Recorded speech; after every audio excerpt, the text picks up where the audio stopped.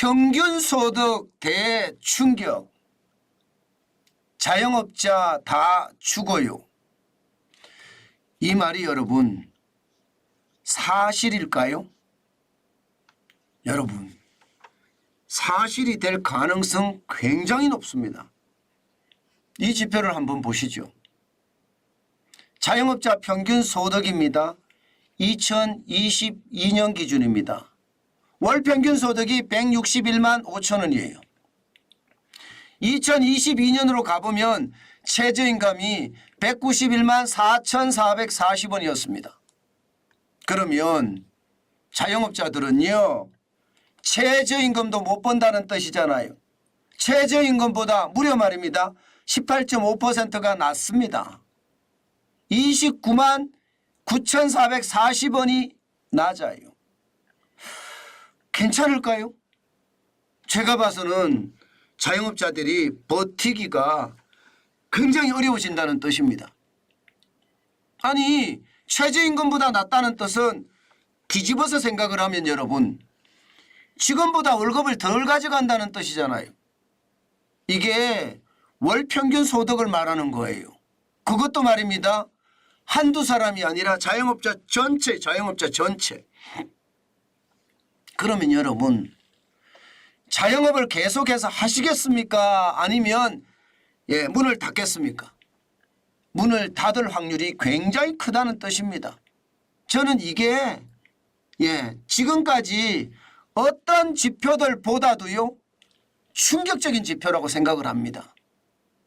최저임금보다 못 벌으니까 당연히 자영업자들은 가면 갈수록 버티다 문을 닫는다는 뜻이에요. 그러면 현장 경제가 와르르르 무너진다는 뜻인데 그렇게 됐을 때 우리 경제가 살아날 수 있을까요? 없습니다. 제가 추세적으로도 보여드리겠습니다. 추세적으로도 보면 충격입니다. 보십시오. 2018년에 2,136만 원을 벌었습니다. 그런데 2019년에 2,115만 원이에요. 2020년에는 2,049만 원으로 떨어지더니요. 2021년에는 2천만 원이 깨졌습니다. 1,962만 원까지 떨어졌고요. 2022년에는 1,938만 원까지 떨어졌습니다. 4년 새에 9.3%가 떨어졌고요. 금액으로는 198만 원이 빠졌습니다. 1,938만 원이라는 숫자는 월로 나누면요. 지금 월 161만 5천 원이 된다는 뜻이에요. 이 161만 5천 원이 최저임금보다 낮으니까 제가 봐서는 충격 중에 어마어마한 충격이라는 겁니다. 게다가 더 충격적인 것은 여러분 지금 2018년부터 매년 자영업자의 연평균 소득이 떨어진다는 이야기잖아요. 마이너스 1.6%가 2018년이에요. 2019년 마이너스 1.0%, 2020년 마이너스 3.1%입니다. 2021년은 더 커졌습니다. 마이너스 4.8%. 2022년은 마이너스 0.7%로 좀 회복은 했어요. 그렇지만 전체적으로 코로나19 때 마이너스 3.1%와 2021년 마이너스 4.8%는 충격적인 숫자죠. 제가 이거 코로나 때문에 어렵다, 통제 방역 때문에 사람 잡았다 하는 이야기가 맞는 이야기인데 그 이전을 한번 보십시오. 2018년 마이너스 1.6%입니다. 최저임금을 말입니다. 이때가 16.4%를 올렸을 때예요. 2019년 최저임금을 10.9% 올렸을 때입니다. 이렇게 마구마구 올리니 자영업자 연평균 소득은 떨어지고 자영업자는 현장에서 죄송합니다. 이런 표현 써서 바스라진다. 저는 그런 생각이 절로 듭니다. 진짜 심각한 숫자 아닙니까 여러분? 어느 누가 보더라도 이 숫자를 보면 말입니다. 실물 경제, 현장 경제가 무너진다는 소리를 당연히 할 수 있다는데 당연히 할 수 있다는 거예요. 연평균 소득이 완전히 지금 꼬꾸라졌잖아요.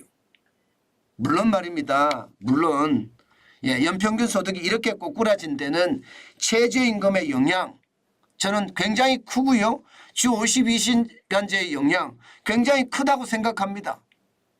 물론 자영업자가 늘어난 영향도 있습니다. 자영업자들이 굉장히 많이 늘어났잖아요. 자영업자들이 지금 4년 사이에 44%나 증가했어요. 221만 명. 2018년에 502만 2천 명이 2022년에는요 723만 2천 명까지 늘었으니까 사업소득을 신고한 자영업자가 폭증했다는데 폭증. 야 장난 아니죠. 물론 저는 여기에는 이게 국세청 자료잖아요.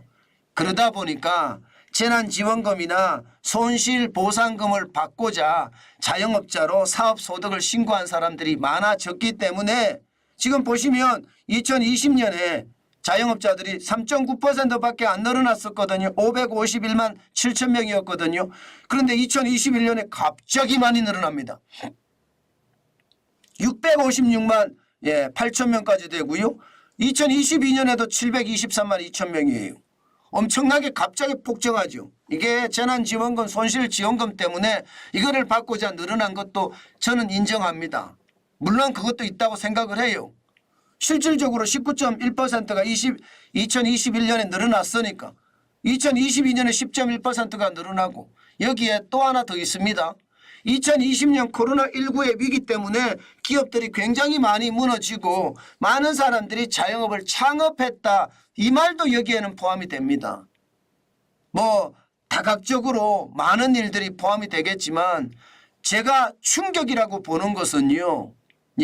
결국 자영업자들이 늘어나니까 이게 결국은요. 최악의 상황이 된다는 뜻이잖아요. 자영업자들이 늘어나니까 최악의 상황을 갈 수밖에 없는 게 현실적으로 말입니다. 여러분. 현실적으로 월 161만 5천 원, 연 1938만 원을 벌었다는 뜻이잖아요. 물론 국세청에 대한 신고기 때문에 적게 신고할 수도 있어요. 그렇지만 요즘 같을 때는요. 카드로 워낙 계산을 많이 하기 때문에요. 이게 적게 신고한다고 하더라도 그렇게 막 과거처럼 말입니다. 현금 매출이 엄청난 게 아니거든요. 그러면 1938만 원에 좀 더 올라갈 수는 있다고 생각을 해요. 그러나 전반적으로는요. 최저임금을 따라가기가 191만 4,440원을 따라가기가 진짜 만만치 않다는 뜻이에요. 제가 여러분 여러 번에 걸쳐서 자영업을 하면 희망이 없다. 자영업은 망할 수밖에 없다. 제가 계속 그렇게 말씀을 드렸습니다. 그런데 국세청 자료에 그렇게 나옵니다. 그 정도로 지금 상황이 심각하다는 뜻이에요. 제가 실물 경제가 무너진다. 현장 경제가 무너진다. 바닥 경제가 무너진다고 지속적으로 여러분들에게 말씀을 드리고 있잖아요. 그게 현실화됐고요. 지금 최악의 상황으로 간다는 뜻입니다. 그런데 어떤 분들은 그렇게 이야기합니다. 2023년은 좀 더 나아졌지 않을까요? 아닙니다. 2023년도 2022년하고 그렇게 차이가 나지 않을 거예요. 왜냐하면 말입니다. 저성장의 시점이 2022년 3분기부터 시작이 됐거든요. 2022년 3분기, 4분기, 2023년 통 전체가 저성장이었거든요. 어떤 심각한 위기가 없는데도 2023년 경제성장률이 1.4%니까 역대급이거든요. 역대 5위 저성장이에요. 그러니까 결국은 2023년도 더 어려워지고 있다는 뜻이고요. 문제는 2024년 올해입니다. 저는 올해는 어떻게 하든 좋아져야 됩니다. 그래야지 말입니다. 현장이 버틸 수 있습니다. 만약에 올해 또 안 좋아진다.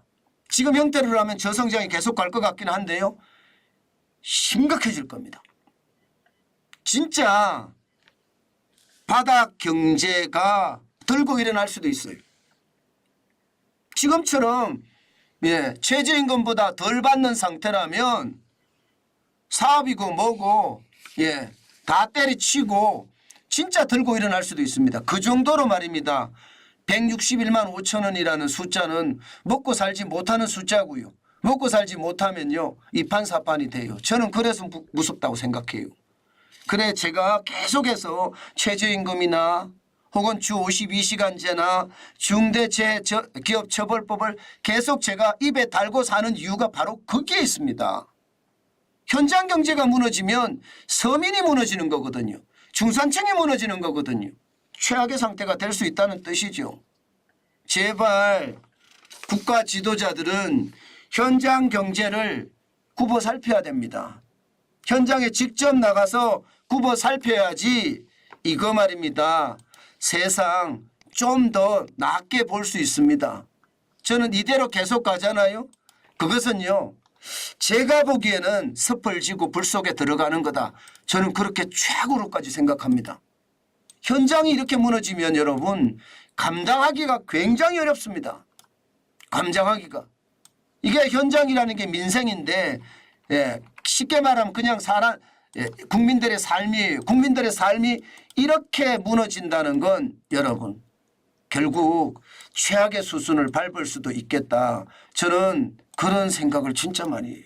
현장이 무너지는 일은 없어야 되거든요. 그런데 현장이 무너지는 일이 자꾸 생기려고 하는 걸 보니까 야 이거 도대체 어떻게 해야 될까. 저는 그렇게 진짜로 생각합니다. 제발 국가 지도자라면 현장을 굽어 살피는 것 당연히 해야 된다. 저는 그렇게 봅니다.